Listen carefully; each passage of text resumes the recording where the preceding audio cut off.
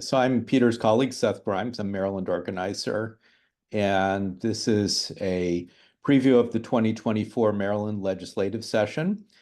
And we will focus on bicycle, pedestrian, road safety bills, including bills that some of our participants have introduced and that WABA has worked on or that WABA is supporting that we would hope that you'll support. I see a couple of WABA colleagues on the call today. By Larry, who's the advocacy director, and I thought I saw, maybe I didn't. So, thanks to everyone who's joined us so far.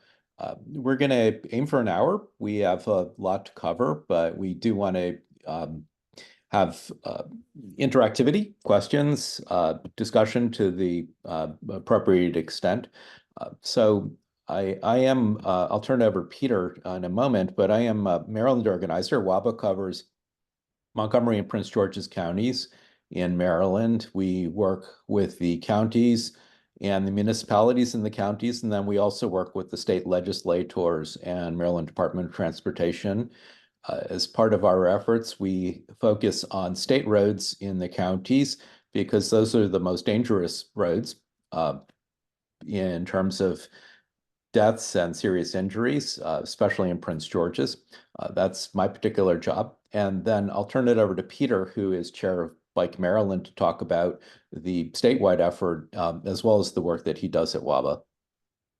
Hi, everybody. There's been a group of advocates from around the state that have been meeting periodically over the last couple of months to set priorities for Bike Maryland to push in the legislative session, all of which you will hear something about tonight.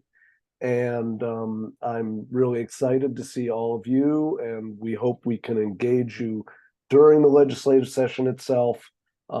Anybody who's interested in participating in those sessions that take place usually on Monday nights around 6 o'clock. Again, you should send me an email, peter@waba.org. And as Richard requested, I put in the chat the link to the Amherst Avenue project. And you'll see in there's a space for people to make comments to the project manager there, and you have a month to do that. But welcome everybody, and later on we'll be talking about the Bike Maryland Symposium that's going to happen in February in Annapolis. But for now, I'll turn it back to Seth. Okay, thanks. I do see that we have one non-Montgomery County person, well, at least a couple who have involved in Bike Maryland. One was John Corrin, who's with Bike Annapolis, Anne Arundel County. So a lot of the bills that we're going to be discussing are statewide bills that have been developed in cooperation with our partners throughout the state of Maryland. WABA does have a legislative agenda. As I said, we work at the county level in Prince George's and Montgomery's counties. Of course, we work in solidarity with other coalitions. So, for instance, we're part of the Transform Maryland Transportation Coalition, which is issuing, I think just this evening, a letter about the governor's proposed cuts to Maryland transportation funding. And I'm hoping that the legislators who have joined us to talk will talk about that. So we are heading into the 2024 legislative session. We have two special guests with us. One is Delegate Julie Palakovich Carr, who represents District 17, which is Gaithersburg, Rockville, and that area. And the other is David Moon, who represents District 20, which is Silver Spring, Tacoma Park, White Oak, I guess. I'm going to turn it over to David, I think, who is the House of Delegates Majority Leader, to give us an overview of the legislative session, the schedule, how bills advance through the legislature, how people can get involved in 5 minutes. I think if David can cover that, we will have opportunity to come back to all of these topics as we go along. But so we did think we'd start with the legislative session overview. So thank you for participating, and I'll turn it over to you, David. Thanks so much, everyone, for joining to preview the legislative session. I don't want to bore you too much with Civics 101 on how things function, but some of the top lines for you to be aware of are that Though we get started in earnest in January when the legislative session convenes, and in Maryland, it's a part-time legislature that runs through April. A lot of the work gets done months in advance of session. And so I'll flag two things in particular. One is that as a general proposition, bill drafting opens in July or August of each year. And so that is the soonest time one can start preparing and bothering their lawmakers to request this or that type of legislation.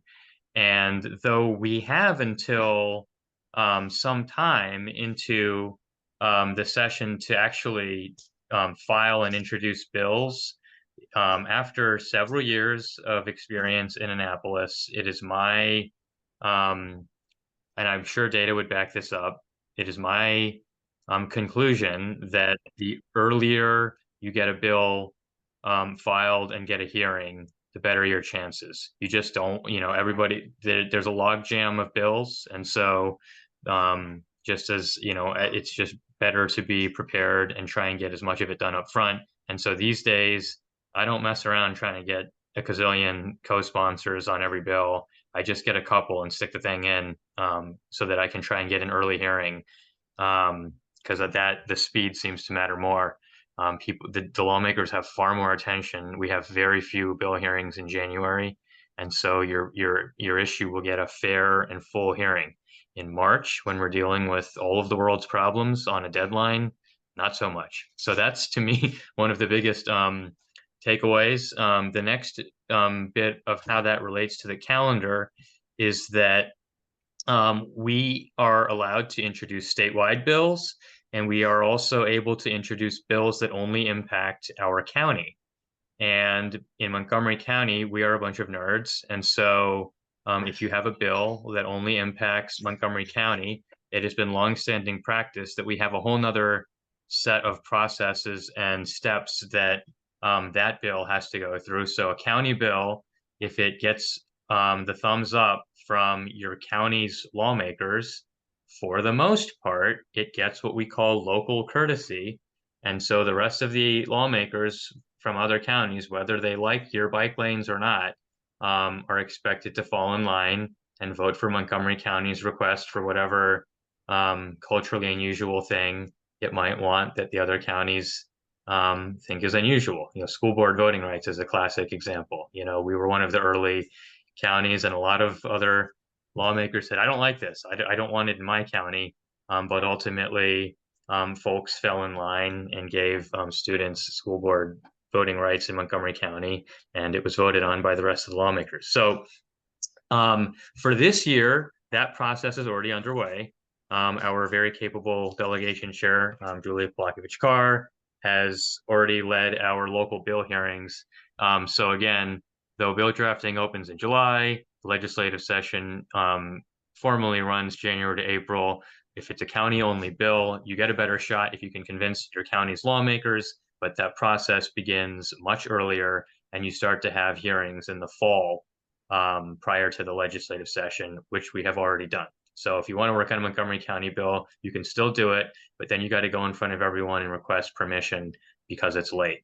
So those are just a couple of the top lines that I'll throw at you. The third pillar here is the budget, which is its whole own animal. And the important top line here, two top lines are A, we're running out of money, and we'll talk a little bit more about that soon. And B, you may remember that in Maryland, the governor proposes the initial budget. And for years, we've had nothing to do other than to cut. We couldn't add things to the budget, except you might recall a constitutional amendment that you all voted on that gave the assembly the authority to add things to the budget too.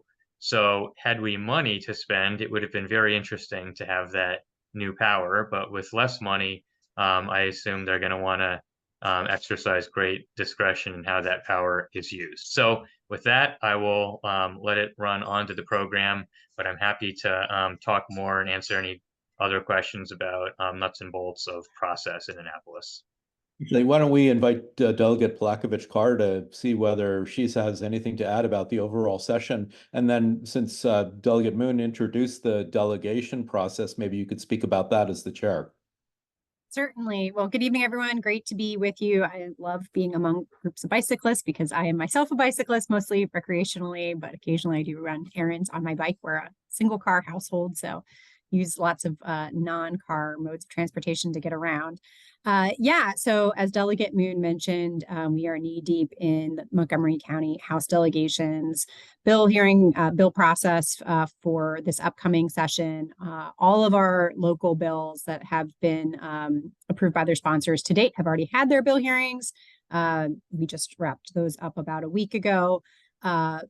But there still is a lot of process ahead of us. So tonight you'll be hearing about some of the local bills that are specific to Montgomery County that are maybe of interest to folks. So basically going forward, if members of the public still have interest in these bills, you are very much welcome and encouraged to reach out to members of the delegation. I'll say just like in the full House of Representatives, within our House delegation, bills have to be considered by a committee. So all of the bills have been assigned to one of our 4 local committees. And I'll drop our delegation website into the chat after I'm done with this segment of talking. If you want to see who's on a particular committee, to see if it's any members of your delegation. But again, you are welcome to reach out to the chair, the vice chair, and members of those committees to weigh in and to share your thoughts on particular bills. Those bills will be taken up in work sessions that some of them may be starting here before the end of the year, but for the most part in January and February, the bills will go through those local committees. If they get the approval of the local committee, they will go to the full House delegation for a vote. And as long as the majority of us are on board, the bill then will get introduced in the House of Representatives, and it'll repeat the process, kind of the normal legislative process, through the regular committee that it would be assigned to in the House. So lots of process ahead of us, lots of opportunities to weigh on things. And if you have suggestions for how to make bills better, we are, still early enough in the process to take that kind of feedback and have time to deal with it at this point.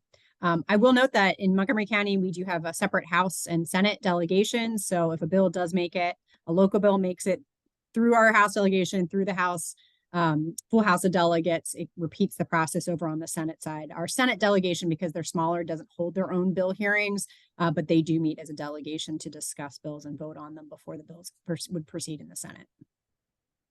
So I will open it up to questions, but let me ask one first. So we do have a number of transportation local bills. Delegate Moon, you are on the Land Use and Transportation Committee of the delegation, which is chaired by Delegate Sarah Love, who represents District 16. And I'm just curious, what's the most effective way for individuals and organizations to lobby the delegation and the delegation committee in particular to pass legislation we like? How should we go?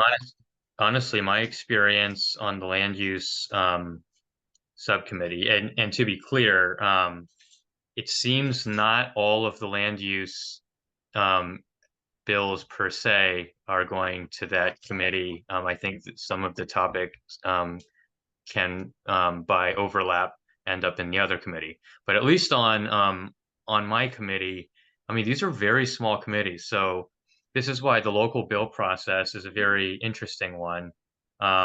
So, just by way of example, we'll try to get a ranked choice voting bill in Maryland and realize there's a lot of people you need to convince to do that. And so we'll say, all right, fine, we'll try a local bill. And then you'll try it as a Montgomery County only bill. Why? Because again, if you can get away with local courtesy expectations, then you only have so many, 24 delegates and 8 senators you've got to convince, and really just enough of them need to be on board so as to overpower the 1 or 2 that might that might have a problem with the bill, because that's probably how it actually goes down. And that generally can be an easier path. Now, I don't want to be totally foolish about this, because leadership understands how this goes, and sometimes they say, we don't like this ranked choice voting thing, or we have questions, and so they'll stop a bill even though it has local courtesy. But that whole process in and of itself can have political organizing effects and educating the members effects, even if and educating the leadership, frankly, even if you don't get it done that way. So now that we've got a bunch of these local bills teed up, and you sort of see, the various reasons we introduced them, I think it's really about hands-on outreach. The subcommittees are like 5 or 6 people. So again, to just like keep advancing these county-specific bills, you're talking about you get you convince 3 or 4 people on the subcommittee, and then you convince half of the 24-member House delegation, and so it's really small sets of minds to move in order to try and really be able to play ball um, on your issue. So this might be oversimplifying it because it's not like every bill passes. That's certainly not the case. We're doing our due diligence, but again, for those who are prepared and you have solid legislation, you're really talking about educating folks in small batches. So that being said, the first stop is going to be that these county delegation bills, as I noted, they had their hearings, their fall winter hearings already in Rockville and Zoom. And so when we get back to Annapolis in January, the Montgomery County subcommittees will start holding work sessions on these bills. And so you might start to see discussion, amendments, text editing, and dare I say votes in early January and early or late January. And again, we're talking, you at this stage of the game, you need to convince 3 or 4 lawmakers from Montgomery County on the subcommittee just to get the ball moving to the next stage for the legislation. So this is all an entirely plausible exercise for groups of capable, well-intentioned advocates like yourselves. Okay, very good. So I attended a session of the Train Commission, the Commission on Transportation Funding, essentially finding revenue sources this afternoon. The governor has announced, I think, totaling $3.1 billion in transportation funding cuts, very heavily on transit. Would the delegates care to say anything to elaborate on this and the implications for legislation? Sure, I'm happy to start off. So I mean, I think a lot of people have seen this in the news. It is pretty sizable cuts in terms of our transportation budget. I mean, it's 8% across the board, but when you're talking more than $3 billion, it's impacting a lot of parts of both operating and our proposed capital budgets for transportation infrastructure going forward. So there really isn't many parts of the transportation system that aren't touched by these budget cuts. I mean, here locally, we're seeing a 40% cut to the subsidy that Montgomery County's bus system gets from the state. That's, I think, a $17 million cut. MARC train service is going to be decreased. There's not going to be the planned expansion for MARC service. That's going to impact a lot of folks here in the county and points north. And there are a number of commuter bus lines across the state that are going to be terminated as well. That's kind of like the bad news. There were some glimmers of good news, I guess, in the new budget, namely that WMATA has needed a funding fix. We've known this kind of for most of this year going into the legislative session, and thankfully the money is there for Maryland's share of it. Now, DC and Virginia also need to find their kind of it's a third in terms of what each jurisdiction pays in, but at least we have our funding in place to help shore up the metro system. And then continued construction of the Purple Line that is also fully funded. So a lot of impacts, but at least some of these bigger ticket items for Montgomery County are covered, which is kind of the good news in it all. Okay, very good. So why don't we move into legislation? I would like to just share a document that was in the confirmation, or rather the reminder email that we sent this afternoon. This is a document that includes the bills that WABA is working on or planning to back. It includes some local bills that we'll get into in just a moment. I'm not going to run down this actually right now because we'll use the time that we have this evening to focus on particular bills. And I see other advocates who have been involved in this, so be prepared. Maybe we'll call on you to talk about the bills you've been involved in. But yeah, this is a list, and per Delegate Moon's remark, we have been working on this as part of the Bike Maryland Coalition for quite a few months. And we have met with a number of legislators who include, I'll call out in particular, Delegate Mark Corman, who is the chair of the Environment and Transportation Committee, who represents District 16. Delegate Jared Solomon in District 18 is very friendly to the agenda that we have and has introduced one bill that we're backing. This is, of course, in addition to the people who are participating with us tonight, with Delegate Sarah Love, whom I mentioned earlier. So why don't I turn it over to maybe Julie first to talk about Bill 724. And if you'd like, I can put that up on the screen. Why don't I do that? I'll share that page and you can talk about this bill that you have introduced. Yeah, great. So this is a local bill, again, specific to Montgomery County, that builds on some good work that our county council and county executive did just a few months ago.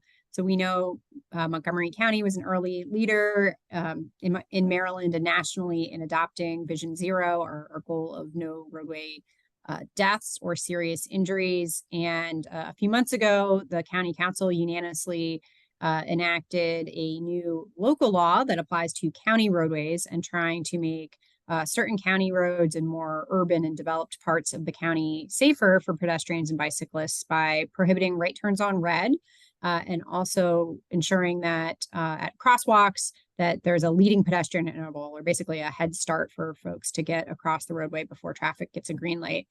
So that passed unanimously with the support of the county executive. And they're going to be working on implementing that over the next couple of years. But kind of the big hole in all of this is that they only could apply their law to county roads. And we know, as has already been mentioned on this call tonight, that state roadways really are the most dangerous and the most deadly.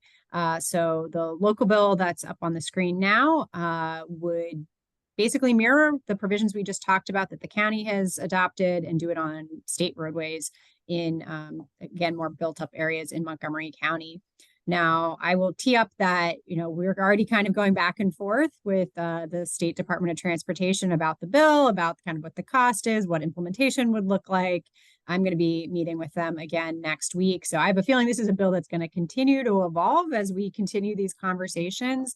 But I am hopeful that we can at least get a commitment from State Highway Administration to at least prioritize some of the places that we know are the most dangerous spots, because there are several intersections on state roadways and corridors on state roadways here in Montgomery County that have been identified by the state just this year in the Pedestrian Safety Action Plan as what they deem to be the highest priority corridors in the state. So there really is a pressing need to address safety on these roads, and I'm hopeful we'll be able to get something done this year. Do we have any questions for the delegate about this bill in particular? Julie, the discussions you're having with MDOT, is that mostly focused on cost? And are you able to make some sort of analogy between the county's commitment of $1.6 million to enacting the Safe Streets Act for county roads to what's needed for the state roads? Yeah, I mean, most of their concern is about cost, and especially since we just talked about, the kind of the overarching picture and the fiscal challenges that they're facing.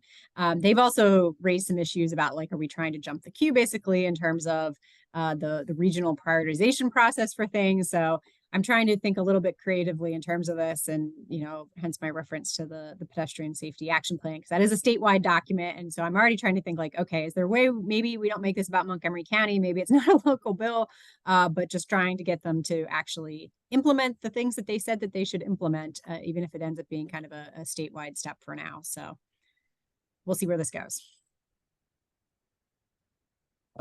Let me mention that the text of the bill is linked from the page that I just put in the chat, so you can read it there for yourself. And I do believe that left turn on red from a one-way to a one-way would be covered Richard, your hand is raised. Is that what you wanted to ask? Richard Hoy? Right. I was making the point that left turns are allowed under certain intersection types.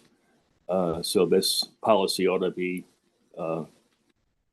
this bill should include an analysis of language that would incorporate that. Thank you for flagging that. I'll take a look. David, Delegate Moon, you have two bills, MC 1024 and MC 624. Would you like to speak about them? Which one first? Whichever you'd like. Well, let's go for 10 because that's a personal priority. I put Sure. it on the screen. MC 1024, maximum speed limit. So this, let me give you a little bit of background here. This is a bill about what speed limits can be applied to local roads. It's generally the case that in Maryland, the state has defined speed limits in state law for a range of types of roads. If it's a business district or residential district, if it has a median or doesn't have a median, this is the speed limit generally on that road.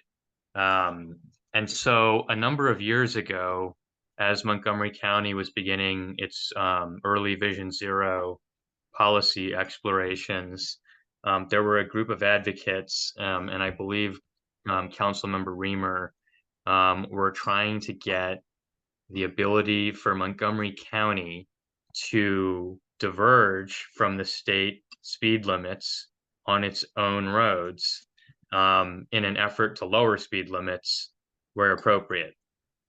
So we tried this for a number of times, and at one point it was trying to get 20-mile-an-hour speed limits, and ultimately what moved was 15 miles an hour was a possible bottom speed limit on Montgomery County's own roads.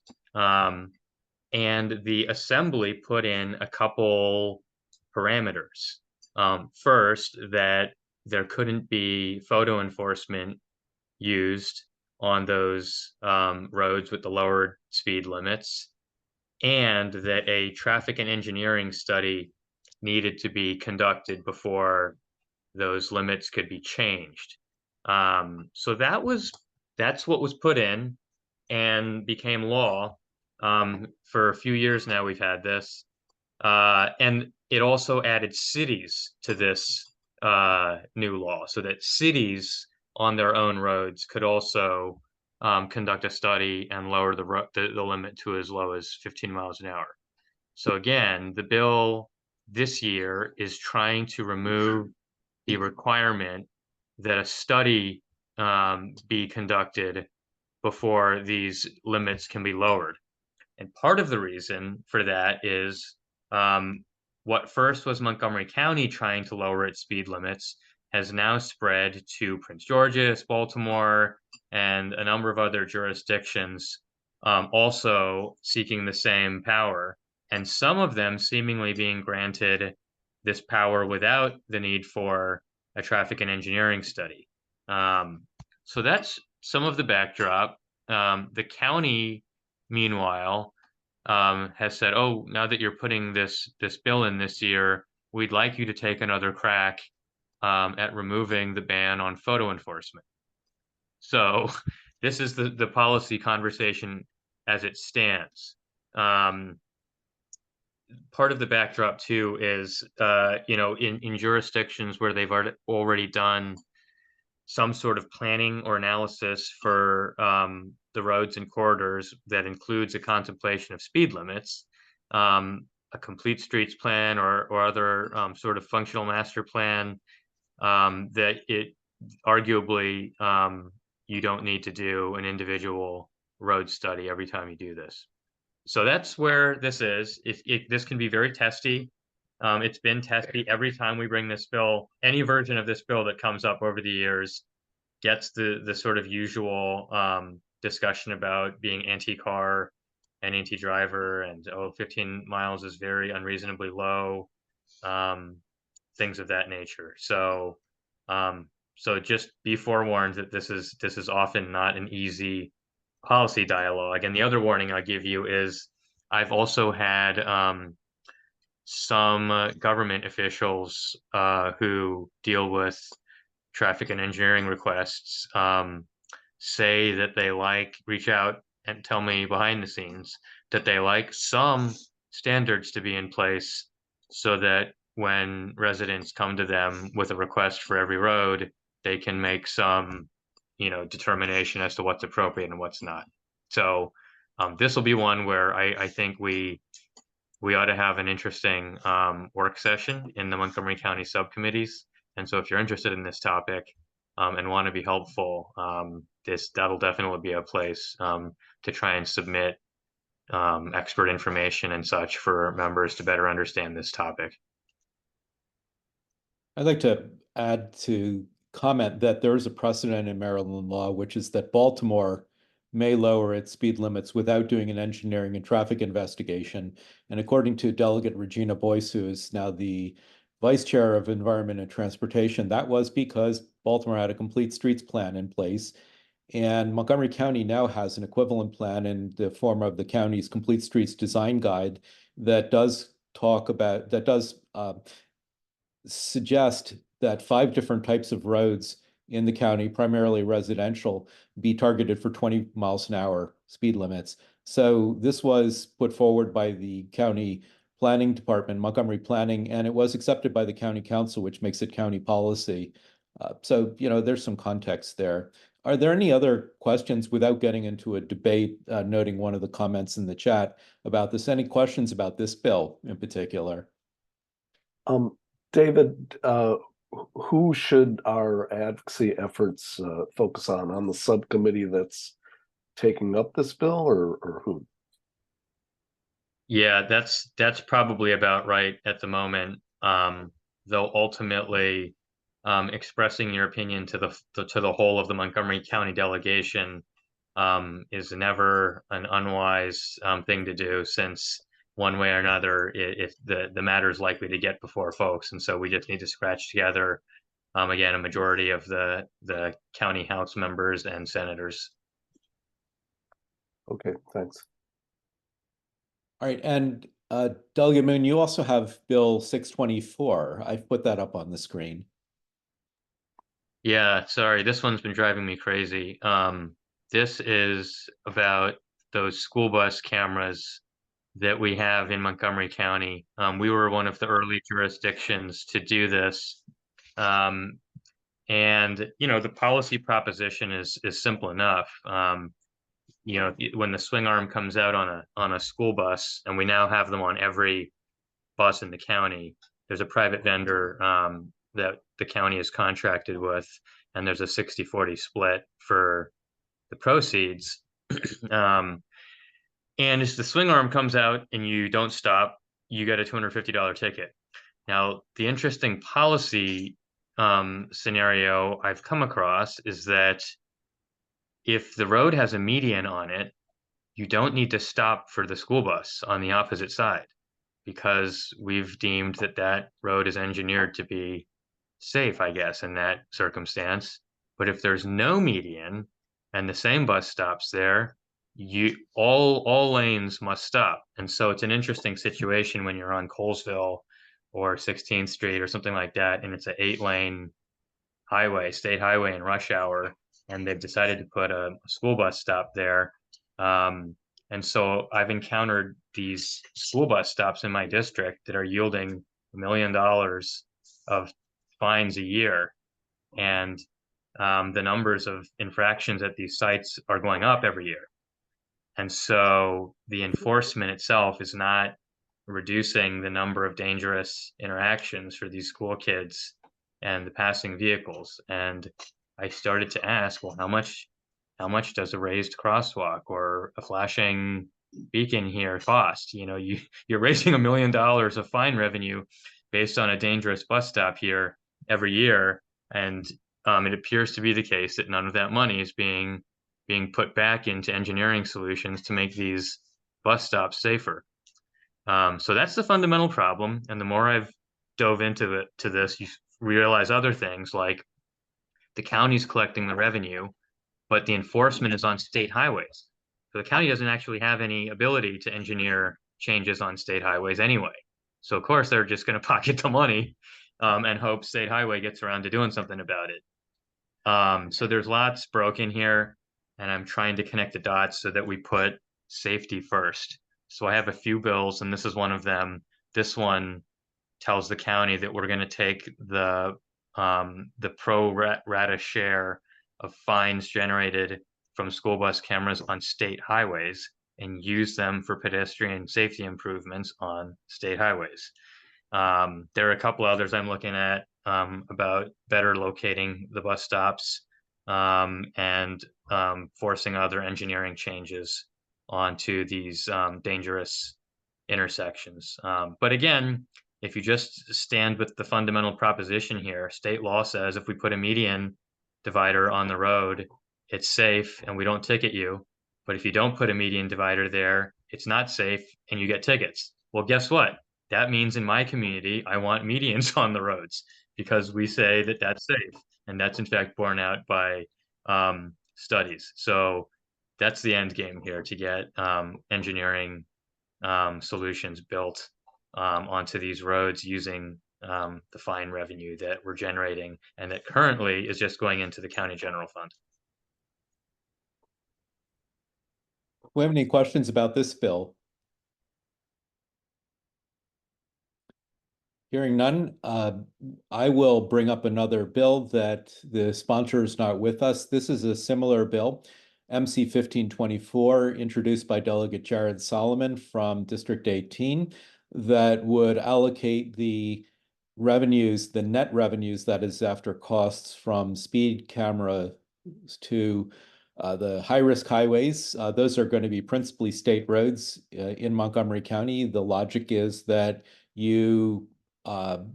that speed cameras are not punitive. They're not about raising revenue. They're about increasing safety. So that we should use the revenue to increase safety.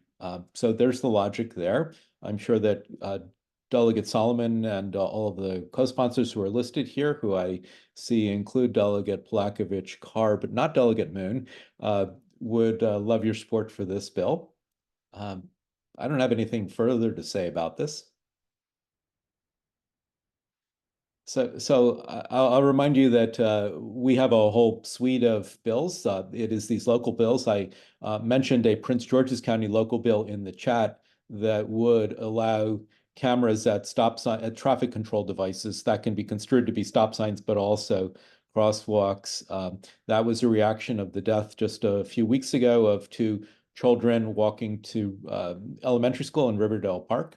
Although the sponsor Delegate Ann Healy has introduced a similar bill in 2021 and 2022, and we had a bill about stop sign cameras from Delegate Laura Charkoudian last year. Anyway, we have a whole suite of state bills. I will turn it over to Delegate Palakovich Carr if she wants to talk about the Vision Zero Advisory Commission bill that you're working on. Do you? Sure. So this is a statewide piece of legislation that I am sponsoring with Senator Jeff Waldstreicher that would have MDOT create and set up and staff a new statewide advisory commission on implementation of Vision Zero. I think probably everyone on this call is aware that although Maryland has adopted Vision Zero, we are just one of a very small number of states that is doing so. Our traffic fatalities and overall injuries are going in the wrong direction and have been for a number of years. And this is part of a nationwide trend, unfortunately. So the thought with this legislation is just to bring in more stakeholders and honestly more eyeballs on this issue, and to be thinking a little bit more outside the box and helping our Department of Transportation to move in the right direction in terms of implementing Vision Zero. So it's a pretty wide, broad commission that we're envisioning. Not just folks from inside of government, and I'll say not just from the transportation side of things, bringing in folks from education, from the disabilities community, Department of Health, but external stakeholders as well. I believe we have 2 seats designated on the commission for advocates representing organizations like WABA and Bike Maryland who advocate on behalf of pedestrians and bicyclists. So I'm hoping that this will be a pretty straightforward bill. SHA and MDOT actually weighed in early on as we were working on the drafting on this earlier this fall and made some suggestions, which I'm going to take as that they're okay with this going forward. I think their plans are actually to repurpose an existing work group that they have that is currently just comprised of folks from within MDOT at the moment. But they'll broaden that out in line with whatever we include in the bill. I just maybe also will just segue a little bit and just say in general, because I've had some conversations lately with folks who are on the pedestrian advocacy side of things, and who've just like expressed some concerns. I don't know. I want to say this in a friendly way. Again, I'm a bicyclist. I'm also a pedestrian. Like, I just make sure we're not like getting into tribalism on things. Like, right, all vulnerable roadway users need to stick together on these issues. And let's face it, there's an awful lot of legislators in Annapolis who don't walk, who don't bike, who can't imagine, or perhaps because their district couldn't get around without a car, so may not be as sympathetic on these issues. So I just want to make sure that we all are, trying to stick together and look out for each other's best interest on these things.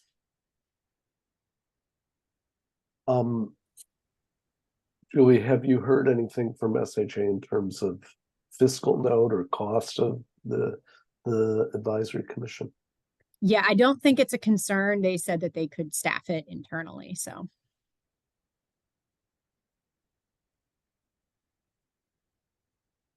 Any other questions for the delegate about this bill? All right, I'm going to reshare the document with the whole list of bills, and we're going to talk about maybe just 4 of them unless people want to ask about others. And I did see, yes, I see John Corrin on the call. John has been the moving force behind the Great Maryland Trails Act that you can see listed here. I hope that this document is readable. John, would you like to talk about that bill for a bit? Oh, do I have to? Yes. Yeah, happy to. Senator Sarah Elfreth, who represents the greater Annapolis area, was a keynote speaker at the Maryland Bike Symposium in February 2023. And while she was speaking, we sort of spontaneously said, hey, you did the Great Maryland Outdoors Act prior year. How about with this year, we do the Great Maryland Trails Act? She said, write the bill and I'll sponsor it. And we have acted on that. We've been collaborating with her office. This bill would create an Office of Trails that would be housed at MDOT, but it would incorporate Department of Natural Resources, Department of Planning, Tourism, et cetera.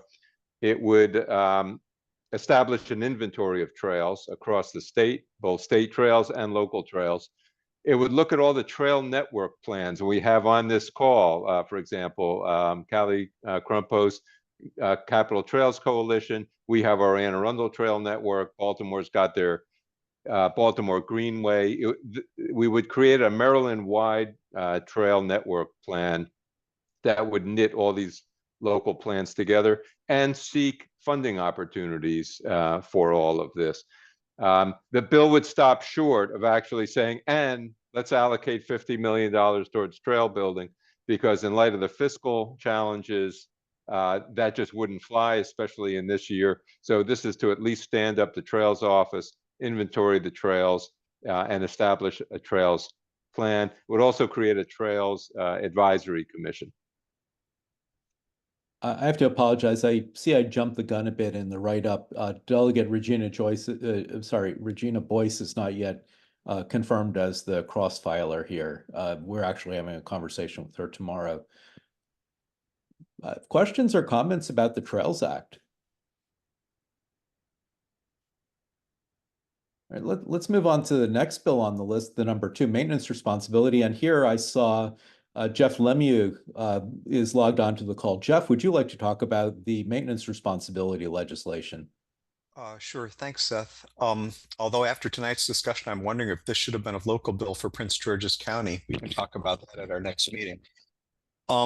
So the genesis of this, Prince George's County has historically pretty much refused to maintain sidewalks and such bike facilities as there are on state highway right-of-way.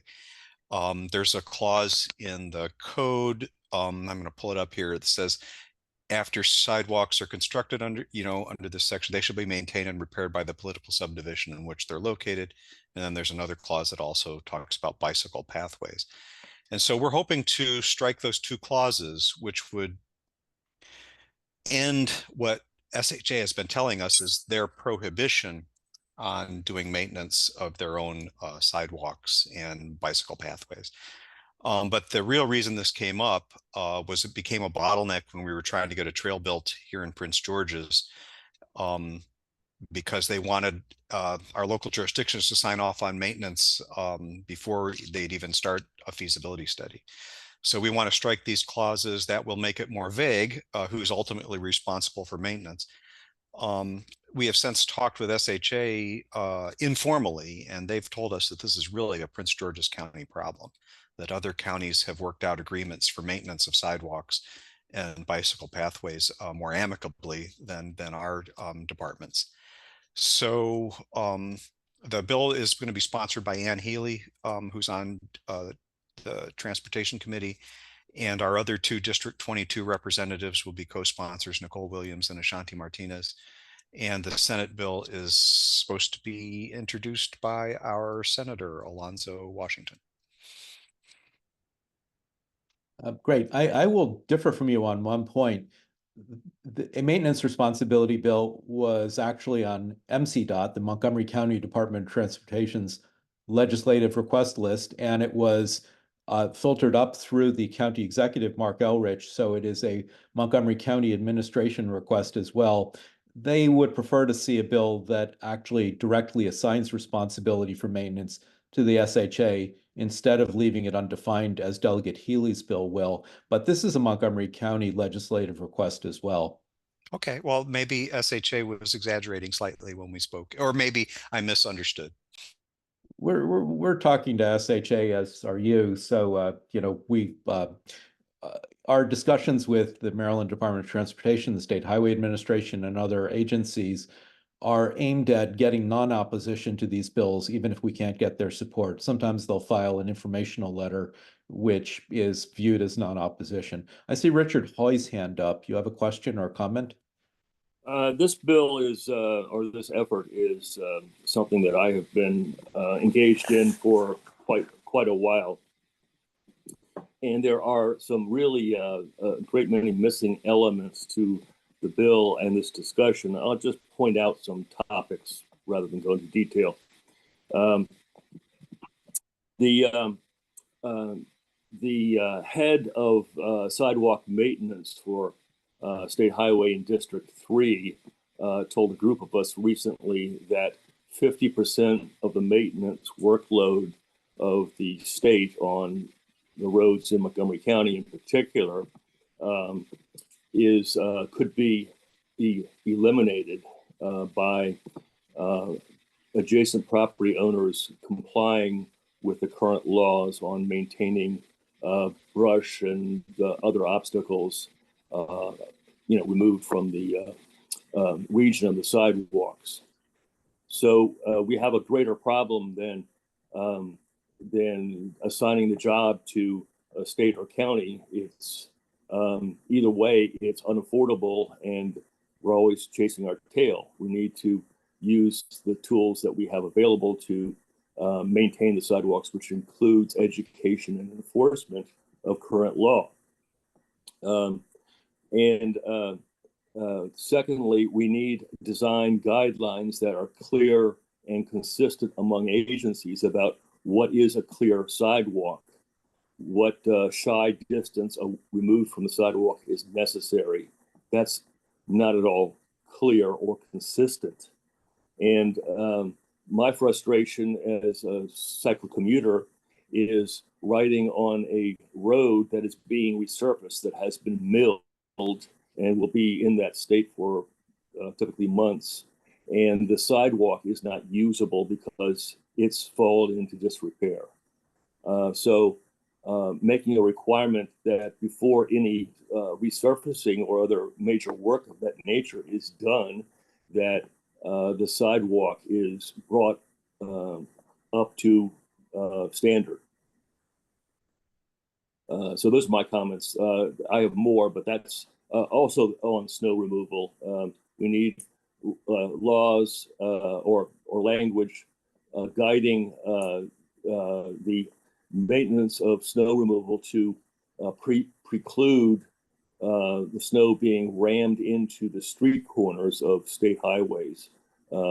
Something that's an impossible job for anyone to shovel out of. And there's room on all street junctions to push the snow that does not obstruct the street corner of the sidewalk.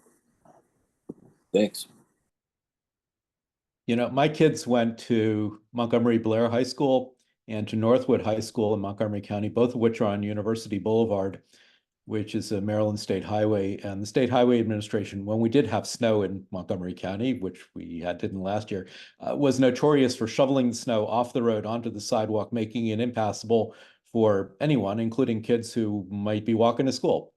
There's a lot that we need to change that's operational, that we are pursuing outside of legislative processes. So we are having those discussions too. Yeah. I think we'll, you know, in order not to be going all night, we'll talk about two more bills that WABA is pushing. One of them, you can find other ones in here. One of them is the Sarah Debin Langenkamp Memorial Act that is named for Sarah Debin Langenkamp, who was killed on River Road in the summer of 2022. It's kind of appalling that the truck driver who crushed her, then her husband, Dan Langenkamp's word, received some community service and a fine of a couple of $1,000s. And so this bill is, you know, a deterrent to, or an attention getter to get people to drive better, would address the penalties for drivers who hit a cyclist in a bike lane, as Sarah Langenkamp was. So this is a bill that that WABA will support. And then I bypassed e-bike electric bicycle rebate and voucher program. This is Delegate Robin Lewis in Baltimore. This would establish $100,000 in annual funding. There'd be some patterning. Well, the District of Columbia just recently enacted a e-bike voucher program. $100,000 is very modest, but I'll just remind you what the delegates said earlier, and I said that we're in a very challenging financial situation, and that any bill that costs anything will already be facing a very uphill battle. So Delegate Lewis believes that $100,000 is achievable, and it's better to achieve something, even a very modest amount. So this is a bill that we'd very much like to see passed. And I'll mention for anyone who might be interested in working on it, that WABA is also pursuing with the Montgomery County and Prince George's County administrations, instituting county e-bike subsidy programs. Again, finances are constrained, but this is something that we'd like to do. At this point, do we have any comments or questions about any of the bills that are on the list, whether we've talked about them or not? Give people a chance to ask questions or comment.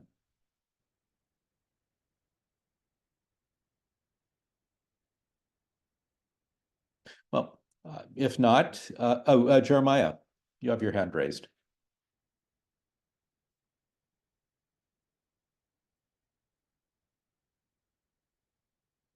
Would you like to, maybe you stepped away. Richard Hoy, you raised your hand again. Among the bills that efforts that we haven't seen, which are many, is the state policy, the state judicial practice of contributory negligence. That would changing that to comparative negligence, as is in 42 of the 50 states, would be a great step in making drivers more accountable for their actions. Now, if you are 1% at fault in a car-bike crash, you can lose all opportunity to redress the issue in civil court for damages.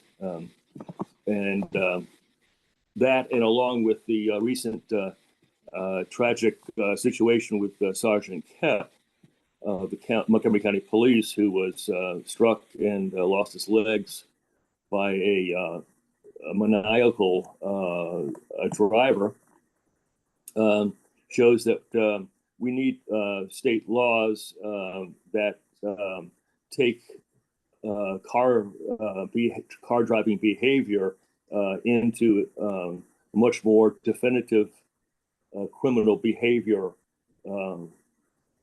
zone, where we're not limited on what can the outcomes of actions for driving so recklessly that it's actually the car is a actual weapon. Thanks. David or Julie, would you like to address either contributory negligence or the second question? I would just say the issue of contributory negligence is a confounding problem. We are far in the minority in having this unusual way of assigning blame and responsibility in some of these incidents. And every once in a while, a delegate or senator comes along and tries to change it. But it's one of these things that by just inertia and history has stuck around. And I do believe that someday something's going to happen and trigger the change. It's just unclear at the moment what that catalyzing instance might be. But I think you're entirely correct to flag this one. I'll just say also, generally too, I think Robin Lewis is right to size a trial bill on e-bikes at the 100K level. That's I mean, and that might even be high, you know, for the coming year. To be clear, just so folks are aware of what we're dealing with. So I want to just put a double exclamation point on this question about the budget and its impact on things we care about, transit, things like bike rebates and what have you. And frankly, in the larger question that we have coming, it's really about whether we're willing to start reversing some of the toll cuts and fee cuts and things like that we've seen in recent years, again, to shore up our spending on these needs. And since y'all are bicycle users, it's an interesting question because if you take bicycle and transit people, say, and look at their much lesser impact on road wear and maintenance costs in the state, there's a new question. We're beginning to confront new questions about whether EV drivers ought to pay something that would have been in the gas tax for their road wear. And so as these questions are coming up about Prince George's versus the state maintaining sidewalks and things like that, all of that state maintenance is directly implicated by the cuts that are currently going on. And I fully expect that if we don't handle the transportation funding situation, you can fully expect delays and a lack of attention on things like basic tree trimming, maintenance, sidewalk repair, and things of that nature. I mean, they've pretty much said as much, that things will get overgrown a little bit more under this sort of austerity plan they're looking at for transportation. So just everyone keep that in mind as we head into this session. Lots of discussion at the Train Commission meeting this afternoon about fees that might be applied to electric vehicle owners. So yeah, I will mention that Delegate Vaughn Stewart from District 19 is interested in filing a bill that would address repeat, what's the word, reckless drivers. There's a different term, I'm forgetting it, but it's very hard to find an effective way to do that. So if anyone has any great ideas, you can communicate them to us or to Delegate Stewart. Sean Craigo, you have your hand up. I do. Hi, Seth. Thanks for putting this together. And for the representatives, thank you so much for taking the time to do this. I wanted to speak real quickly to the potential impact that an e-bike subsidy can have. the obvious comparator just to our south in DC of a well-funded, robust program that I believe is not even means tested and allows for local retailers to boost the local economy, not like direct mail. Is it going to work at all? Is it going to get your house on fire kind of e-bikes that people on a tight budget might be going towards, but instead something actually nice and actually safe. A Velectric bike from the e-bike shop up in Rockville, or upscale turn at REI. I personally was in a situation where I had to replace a stolen e-bike, and without access to a benefit like this, I had to make a choice within my budget. I wound up replacing my used electric XP with a used JCon bike. So both are just kind of drop shipped from China, folding, very, very heavy e-bikes. Both are reasonably good quality, but neither is even remotely close to what I would have been able to get to with a DC style assist. If I'd been able to get that monetary assist on my electric assist, it would have been genuinely genuinely life changing in some ways, and it would have made me far better able to get a bike worth commuting with into the district or over metro. But I've shared with you both written testimony to that effect. Happy to speak to it more if that would be beneficial. But yeah, it got to start somewhere, and it would be reasonable if we're starting at 100,000 to say that it should be means tested, because these bikes are far more life changing for someone that does not own a car, for someone that does not live or work near a metro. So yeah, even if I wouldn't benefit from it directly, this is something well worth pursuing. Is the bill means tested in any way? There is an income qualification for a portion of the money. I can share the draft with you. I will do that. Cool. Yeah. Thank you. All right, Elizabeth Brandt. Well, hey, I think really I'm speaking on behalf of my daughter, who's 10, who wandered off. But, we're cyclists in Montgomery County, and we're so appreciative of WABA. We come to this as cyclists, but I think recently have had so many difficult experiences on the roads that I think we're kind of in a different place, just in terms of prioritizing crosswalk safety and pedestrian safety. I think today my kids had to see somebody in the road. And that's very distressing. And it isn't actually the first time this season that has happened. So I just want to thank you for your work.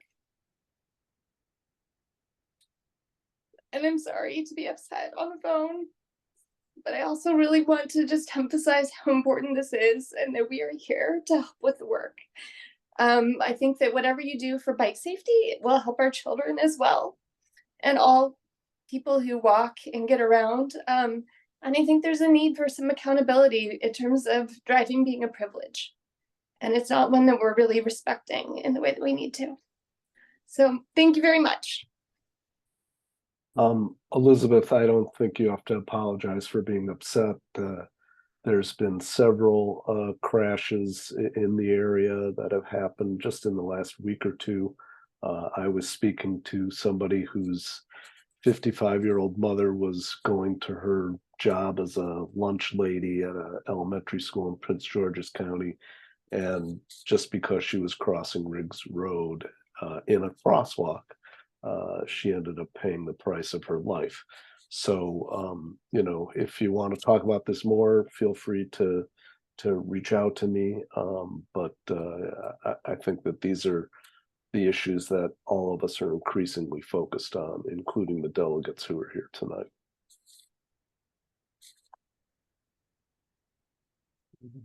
And I'll add my thanks also for expressing yourself this way. It's difficult. Richard, you've spoken a number of times. Let me just make sure. Is there anyone else who has a question or comment? All right, Richard, go ahead. Let's see. I have two issues, and I wish we could do this kind of work after the legislative session before July, when we begin, as Delegate Moon has told us, begins the new cycle. Be actually creating these bills rather than boosting them. The two issues I have are access. I call it access to health care. My housemate, who is poor, doesn't speak English. I was turned away from a COVID test at the height of COVID when she walked to the pharmacy where the tests were being given because she didn't have a car to use the drive-through. They refused. This was when COVID was not known how deadly it really is, how transmissible it is. It was at the height of the darkness of this. And I was turned away at the same pharmacy because I got in the line of cars on my bike. And if they had been given the test inside the pharmacy, I would have not had a safe place to park my bike. So I would like to see legislation at maybe at the county level, maybe at the state level, that would require that any building that houses any kind of a health-related facility, including a pharmacy or a physical therapy office in a high-rise building, that access by bike and walking would be mandated and to be state of the art. And this would be a way of expanding the focusing on the equity issue in our concerns as well as the simple logic of it.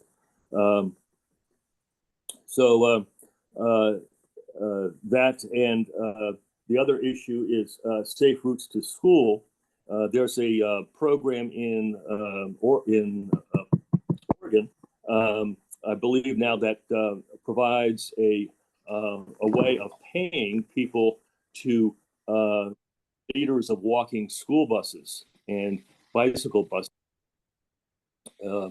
So I'd like to see our school system be directed, because they're state agencies, to include provisions for this in their transportation programs, not an option, but include it as a part of their transportation budgets. And this could employ in lower income areas. This could gainfully employ people who need employment. And in all areas, it could integrate the community, knit the community tighter together by using retirees and other folks who have available time during the day and may not have kids. And it would get the walking and the biking started without talking about planning and all the confusing issues. You actually just get it moving. So those are my two suggestions. Thanks. All right, thank you for that. Before we finish up here, I put something in the chat. Bike Maryland again last year started holding a bike symposium in Annapolis during the legislative session. This next year, it's going to be on February 15th, which is a Thursday. We will meet for a couple hours at the Annapolis City Hall starting at 9 a.m. and have some speakers and talk about legislation and get people squared away with the meetings that will be set up in advance for people who register to meet with either their delegates and senators or staff. And I encourage everybody on this call to look out for registration links that will be posted on the Bike Maryland website. and Wobble will follow up with an email alert to get people to participate. It's a really great event. People come from all over the state, and the lobbyists that Bike Maryland employs will help set up these meetings with the legislators. And I know that the delegates who are on the call here tonight greatly appreciate when we come and visit them. And we appreciate the interaction as well. So I encourage people to look out for that and to schlep out to Annapolis, as it were. One day we'll have public transportation to Annapolis from Montgomery County. All right, well, we're going to wrap up the program, so we will be in touch. I put in the chat a form that you can use, not just for legislation, but we are interested in what districts you're in and so on. The delegates, I'd invite you, if you have any closing remarks, this would be a good time. Anything you want to add? Just want to say thank you, everybody, tonight for your interest in your advocacy. And yeah, hope to see you in Annapolis or in whatever way that you can engage. Ditto that. I'll leave you with a couple things. First of all, on the Assembly website, you ought to be able to track bicycle legislation using the link there. It actually does have a subject tag for bicycles when legislation gets pinned up. So that's where you can track its progress in the year. And to Richard's point about facilities, and there's been talk here and there about adequate bike parking facilities and things like this being a matter of public policy. And I'll start you with end with just a very simple one here. I brought my bike to Annapolis last year, and I was in temporary lodgings during last session, and I biked to the Capitol for a bike to work just on a regular day. And guess what? There's no bike racks anywhere at the state capitol complex. And when I asked I asked the administrator where I should park my bike, they said the rack was in the third or fourth floor parking garage basement. So I would have had to take my bike into the building, down to the parking garage basement to find a bike rack. So I've spoken to the speaker about this, and I'm hopeful we will actually resolve this issue soon. So wish me luck, and I may call on you all to help put your thumb on the scales on this one. Yeah. Bike AAA will pay for the bike racks if you can arrange for general services to install them. Hey, okay. We may take you up on that. I said that with 22 witnesses. Very good. All right, so we are hoping to do a similar program to this one for Prince George's County in the beginning of January. So some of you are from Prince George's, so look out for that. Others might be interested all the same. And, please be in touch about your own legislative interests. And we hope you'll respond when it comes time for advocacy and lobbying. Thank you. Thank you, Delegate Palakovich Carr, Delegate Moon.